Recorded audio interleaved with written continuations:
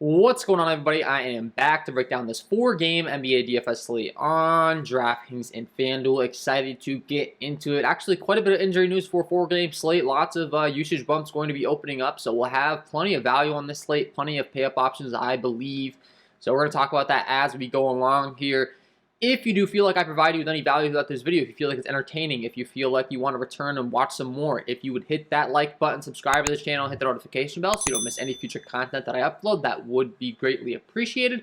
And if you are getting very serious about NBA DFS, go ahead and check out my premium content package over here on Patreon. You can get access to my premium NBA projections, NBA data sheet, player stats, team stats, play contact stats, core plays, and injury impact insights. You can also get access to the Discord chat for just $1 the entire month of January, kicking the new year off with a discount. And a huge shout out to my current Patreon members. Thank you to A-Dub, Adam, Anthony, Asaph, Brian, Cody, Josh, K-Ped, Michael, Mike, Patrick, Renard, Smoothie, Tap My Life, Timothy, and Tucker. Thank you for you guys. Appreciate your support. If you want to become part of that KJK DFS Premium Club, you do get access to all of those things. Check it out, guys. And don't forget to check out the sponsor of the program, SuperDraft Pro. If you haven't checked out SuperDraft Pro, they're changing the game. You can start your own home-based business. You can play free games all through the coach link that I provide down below in the description. Check that out. And don't forget to stay tuned to the end of the video for my lock of the night, fan favorite segment on the channel. My favorite pick to be locking in on your teams on both websites. Been on an absolute roll with those lately. I can't remember the last time we haven't ended a night with the flame emblem next to a guy on DK and doing good on FanDuel as well. Hopefully I didn't just jinx us, but we're looking to keep it rolling on those as well. Always going to be reasoning to back those plays up. So let's go ahead and get into the breakdown. As always, we'll do a game-by-game on DraftKings, get an overall feel for the slate, and then we'll review things over on FanDuel, look at some pricing discrepancies, and give you the top plays on both websites. Let's start it off here with the New York Knicks taking on the Cleveland Cavaliers. This game right now comes in with a 204 over-under. 7.5 point spread in favor of the Cleveland Cavaliers here. And for that reason, obviously, going to be a little bit of a worry for a blowout, but overall, should stay close. It's only a 204 over-under, though. Slowest pace game on the slate. For that reason, our exposure here might be a little bit limited, but the Cavaliers are dealing with some injuries. We'll talk about that. The New York Knicks, their rotation starting to get more solidified, it seems, but you never know with them. RJ Barrett starting to play, 35+ minutes per game on average. Put up 59 DraftKings points last time out on a back-to-back here. Wouldn't be too worried about his minutes. A young kid. He should be good to go. He should continue to be a decent target in that 7-6K range. Julius Randle has a pay-up option at 9.7. I do think it becomes pretty interesting here with Mitchell Robinson being listed as questionable in this one.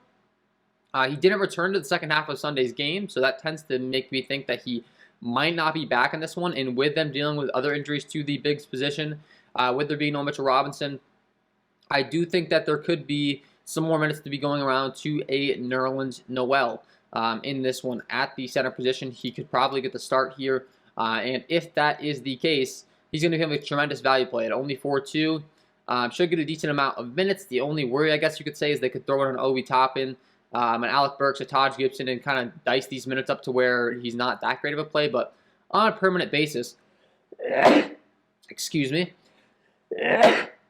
on a permanent basis, Nerlens Noel does do a pretty good job.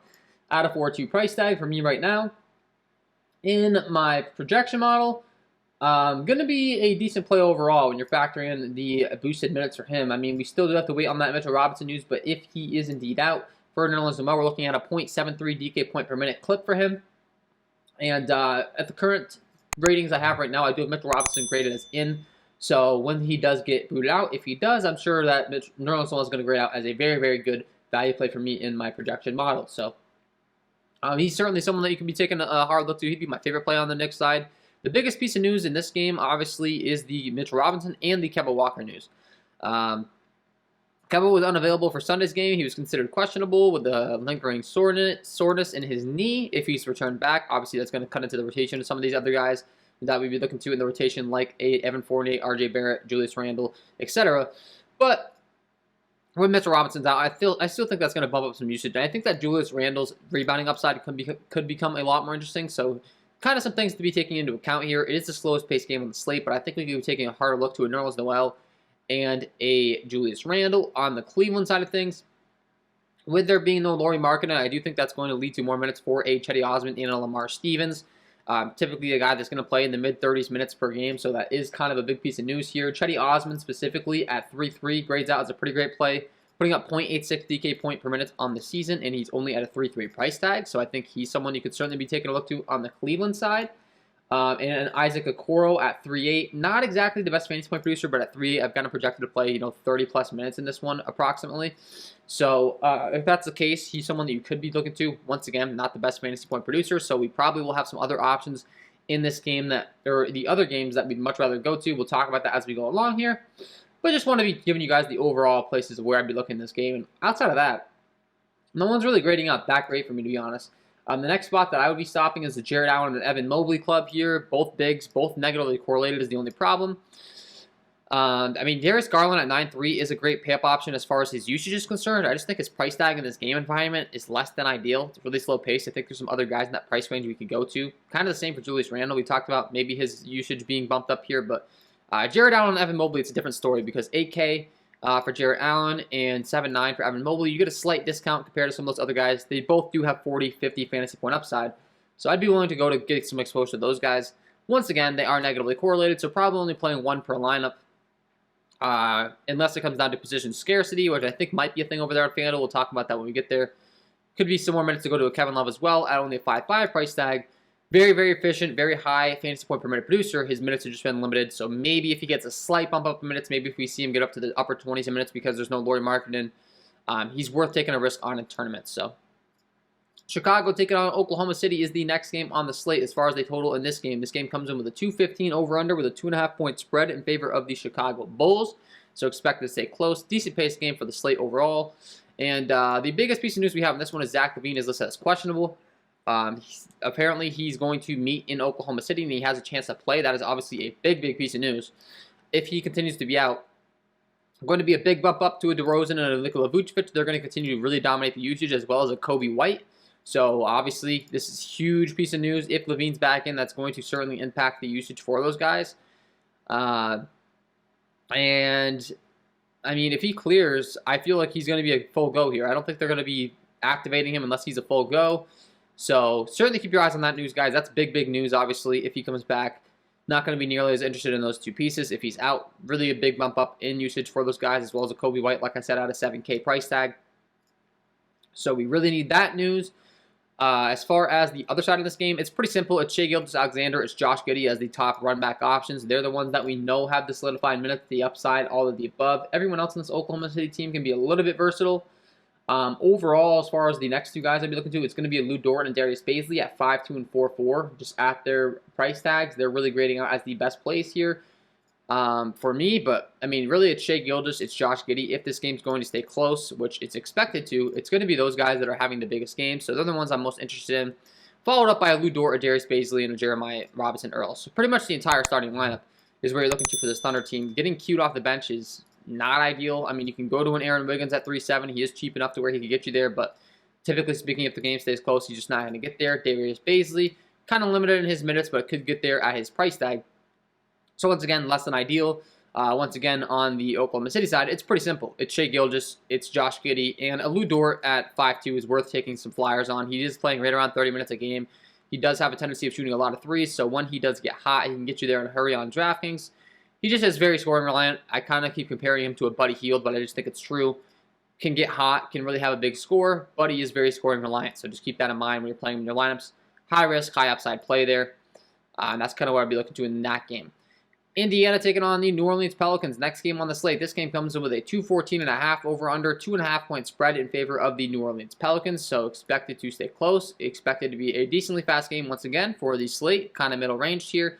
But we do have some big, big injury news in this one. So first things first, Brandon Ingram has been already ruled out in this one. That is obviously a big piece of news. That's going to give a big bump up to all the guys in the starting equation here, including Devontae Graham, Garrett Temple, Josh Hart, Herb Jones, Jonas Valanciunas. Also, we're going to see a lot more Nickeil Alexander and Jose Alvarado off the bench here. So that's a big piece of news, obviously.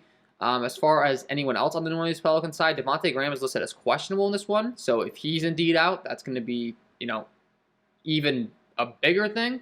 I'd expect him to be available. It's looking like he's most likely going to be available on Monday. So not expecting him to be out, but if he is out, I mean, going to be even a bigger bump up to Nickeil Alexander-Walker. I think Jose Alvarado has kind of taken him over for the priority in this rotation, so he would be my preferred option here. And he's going to grade out as a really good value play on this slate today, if indeed there is no Devontae Graham especially. But he already does grade out as a pretty good play. My favorite play is going to be by far Jonas Valanciunas at 8-3. I know he's the most expensive, but all the usage is going to be flowing to him now with there being no Brandon Ingram. I think he could really be in for a big game here, so I think Jonas Valanciunas at an 8-3 price tag becomes a really big priority for us in our tournament lineups. And then, like we talked about, Devontae Graham, Nickeil Alexander-Walker really grading out as a great play for me in my projection model, as he always does. I mean, the guy puts up 0.88 DK points per minute. He's just been really limited in his minutes, and even though he's been getting his minutes, it's kind of crazy that he's sustaining these rates and he's still not putting up big scores. He still has a really good per-minute production, but you look at his scores across the board, I mean, 13, 14, 19, he hasn't really had a big upside game, so he's someone that I've been mostly bypassing to play on the season. Honestly, I probably will bypass again and just lean towards going with these other guys like a Herb Jones, like a Jose Alvarado over him. A little bit worried there, unless for some reason Graham's ruled out, but I'd much rather go to a Devontae Graham rather than a Nickeil Alexander-Walker. I know we're talking about two different price ranges, but that's just the fact of the matter. Would much rather go there. And then on the Indiana side, really going to have a lot of interest in Karis LeVert if he's ruled in. I'm anticipating that he finally returns here, and if he does, we already know there's no Malcolm Brogdon, there's no Miles Turner, there's no Domantas Sabonis. So for that reason, Karis LeVert really going to have a huge bump up in usage here, should have a massive ceiling, and he gets to take on a New Orleans Pelican squad that has been really bad defensively on the season all year long. Look at my defensive half-court putbacks tool. See that New Orleans is in the bottom 5 in points per possession rank, 25th overall, 30th dead last in half-court points per play rank as well. So certainly a team that I am willing to target, and I would love Karis LeVert. I also think that Jimmy Lamb grades out as a really great play at 4K. Still going to get a bunch of usage in this offense. And, I mean, overall, Goga Batati as well, 6'2", going to be a phenomenal play. There's no Miles Turner. There is no Domantas Sabonis. Really good fantasy point producer, so I'm all in on some Goga as well. Just a matter of, can you play him at the center position with some of the other center positions we've talked about, guys like Nikola Vucevic possible, with there being no Zach LaVine if that does become the case, a Jonas Valanciunas that we just talked about. But I do think playing Jonas Valanciunas and Goga could maybe be the right way to go. And last but not least, Josh Hart, going to be a phenomenal play here. Already has been a great play. You take a Brandon Ingram out of the equation. Obviously, Josh Hart's someone I love playing. He gets the rebounds, the points, the assists, all of that fun stuff. Racks up the fantasy points in every single category possible. Did see his price tag come up with no Ingram, but I think it's pretty appropriate for the new role, so I'm still willing to play him here. If Brandon Ingram was still healthy, then this price tag would kind of give me some sticker shock, but with there being no Brandon Ingram in the rotation, I think it makes a lot of sense to be getting some exposure to a Josh Hart. If Karis LeVert's out, obviously that's going to be a bigger bump up to a Chris Duarte, to a Torrey Craig, to a Jeremy Lamb, all these guys we've been playing as is. If Karis LeVert's in, which I expect it to be, it's really going to be Karis LeVert, Chris Duarte, and Goga Batati. Those are going to be the ones that I'm mostly locking in on in this Pacers rotation. So that's really where I'd be looking to go. Torrey Craig, Justin Holiday, Jeremy Lamb, Brissett, Sykes, all like decent plays, but I'd really just be looking to lock it on those three guys, getting some exposure there. They're going to be dominating the usage. They're going to have the upside. There's other spots that we can go to for value. I don't think it's worth getting too cute there. And this game might be the one that we can go to for value. Utah taking on Phoenix is the last game on the slate. It comes in with a 223 over-under. It's a 9.5 point spread. This game comes in at a 9 o'clock lock time.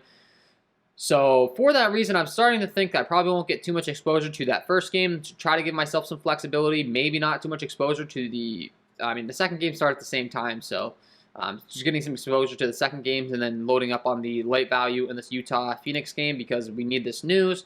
Rudy Gobert is listed as questionable. Obviously, that is a very big piece of news. If he is indeed out, we might see some Eric Pascal starting minutes. Hassan Whiteside still listed as out with conditioning. So if he makes his way back with the full go from conditioning, maybe he gets to start in the starting lineup.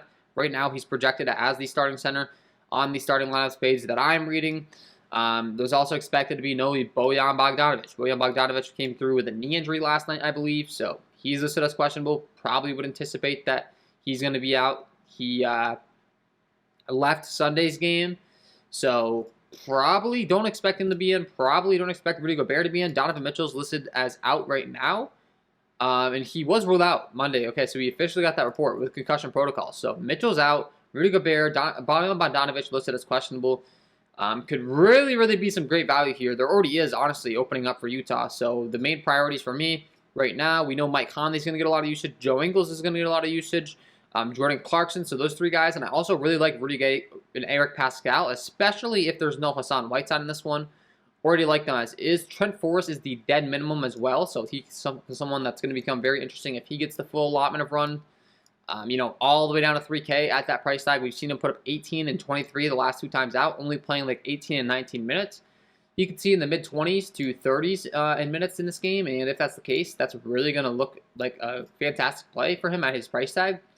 On the season, not the best fantasy point production at only 0.54 DK points per minute on the season, but I do think we could see that climb up a little bit after his last performance. So after I make that latest run in my projections throughout the day today and I update those, you might see it climb up a little bit. Still not the best fantasy point producer, but the fact of the matter is he's minimum salary. I mean, that's a big, big deal. Targeting Joe Ingles at 0.73 DK points per minute. Royce O'Neal at 0.69. If there's no Rudy Gay becomes a much better option as well. His rebounding upside will go up.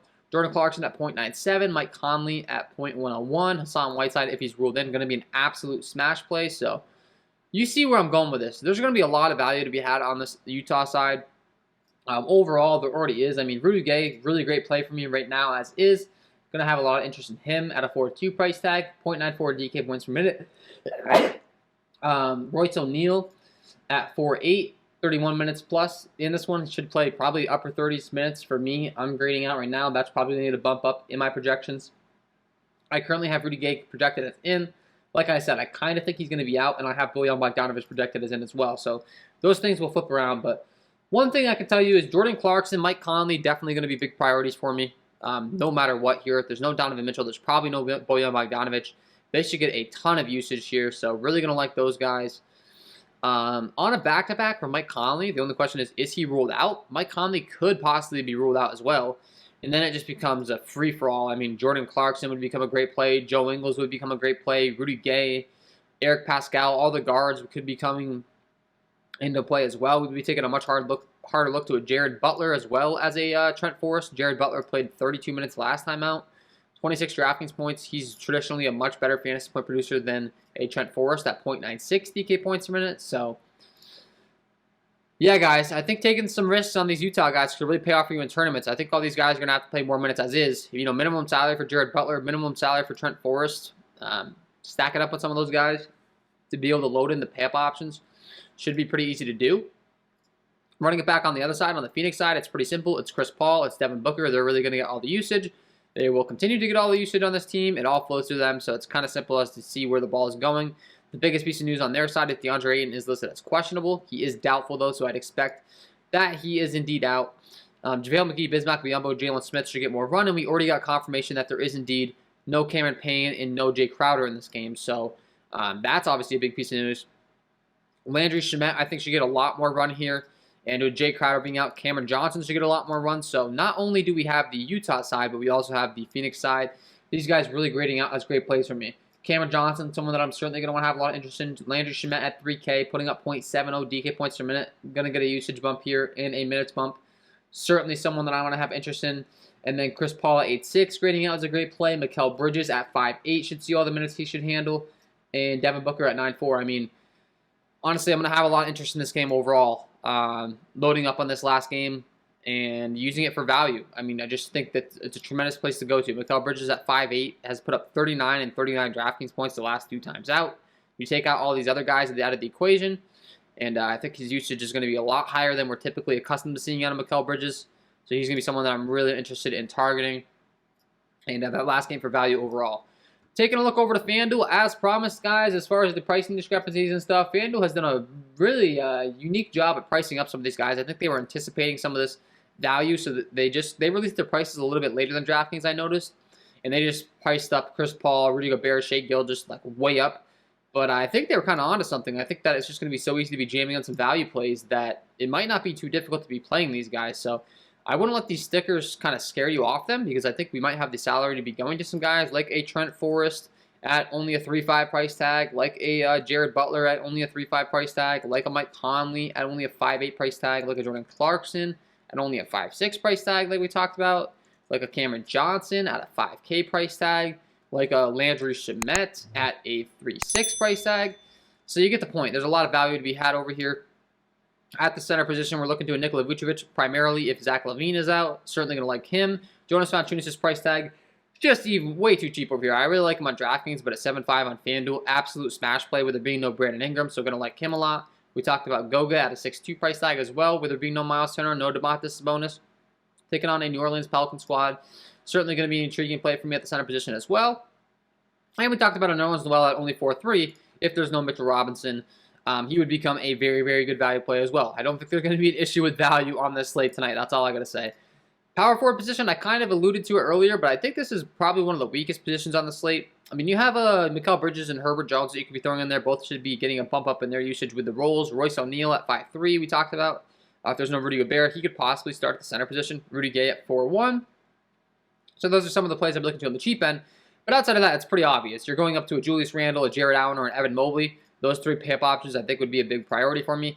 They by far have higher ceilings than those guys and more of a center traditional position for all of these guys. So those guys making a lot of sense to me at the power forward position on FanDuel. Small forward, DeMar DeRozan has a pay-up, especially if there's no Zach LaVine. Karis LeVert at 7.9, going to be an absolute smash play if he returns on FanDuel. I mean, would become just a really, really big priority for me. It's the same with his teammate and Chris Duarte at 6.7. Josh Hart at 6.5 with there being no Brandon Ingram. RJ Barrett at 6.4. Really cheap for the allotment of minutes he's playing. Mikal Bridges. Then once you get down past those guys, I think you're getting a little bit cute. I mean, Lou Dort, we talked about him possibly having some upside. Cameron Johnson at 5K. I think it's certainly very valid. Maybe not getting too cute with him. Joe Ingles and Rudy Gay obviously going to be really great plays. They do have different position eligibility, though, with the shooting guard in the power forward eligibility. And then they have Chetty Osman at the cheap option as well.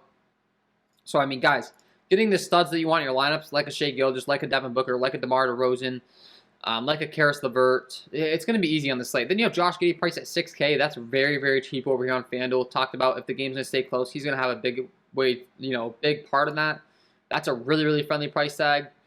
Would love that. Kobe White at 5.7 if there is indeed no Zach LaVine. That's a very cheap price tag that I'd be willing to jump on very quickly over here on FanDuel. So I think you get the point. It's pretty easy to be getting. And then the point guard position, paying up for Chris Paul, I think makes a lot of sense at 10.3. Shai Gilgeous. Obviously, Mike Conley is going to become a phenomenal value play with there being no Donovan Mitchell, no Bojan Bogdanovic most likely. Jordan Clarkson, the same can be said for him. Jose Alvarado at 4.1 is going to be really interesting as well if there is indeed no Devontae Graham. I still think he's a decent option overall, to be honest with you. With there being no Brandon Ingram, I think he should get a bump up in the rotation, but especially if there's no Devontae Graham. If Devontae Graham's in, he's obviously my preferred option there of the two. At a 5.2 price tag, I do think he's a very good play at his price tag on both websites for the upside that he can provide with no Brandon Ingram. I would certainly be willing to get a lot of exposure to a Devontae Graham. So that is all for me in this one, guys. Before I let you guys go, I got to give you my lock of the night. Of course, as always, before I do, if you're interested in that premium content package, check it out. Linked below in the description, patreon.com/KJK_DFS. Thank you to all my current Patreon members. I want to put your names up on the screen again. Really do appreciate you guys and all the support. And also, don't forget to check out the sponsor of the program, SuperDraft. Check them out, link below in the description. Get access to those free contests that I'm constantly talking about. You can also become a SuperDraft Pro coach, where you can get your own referral link and refer people, start your own home-based business. If you have any questions for that, please do ask them in the chat. I will gladly, or in the comments, I will gladly help you out with that. And yeah, guys, with all that being said, got to give you my lock of the night. Let's get into it. And my lock of the night tonight is going to be Jonas Valanciunas. With no Brandon Ingram in this game, he's really going to grade out as a phenomenal play with a big bump up in usage here, taking on an Indiana squad where the game's expected to stay close. Really going to love JV here. Putting up 1.21 FanDuel points per minute in the season as far as DraftKings is concerned, 1.27 DraftKings points per minute. Got him projected only around 30 minutes right now, and I think that could be on the lighter side of what he could actually play in this one if the game stays close. Really could see him getting hot here, getting a lot of usage, getting a lot of shots, more shot volume than normal, and of course the rebounding upside's always going to be there at the starting position. Double upside for a huge game here. Get him in your lineups because he is my lock of the night.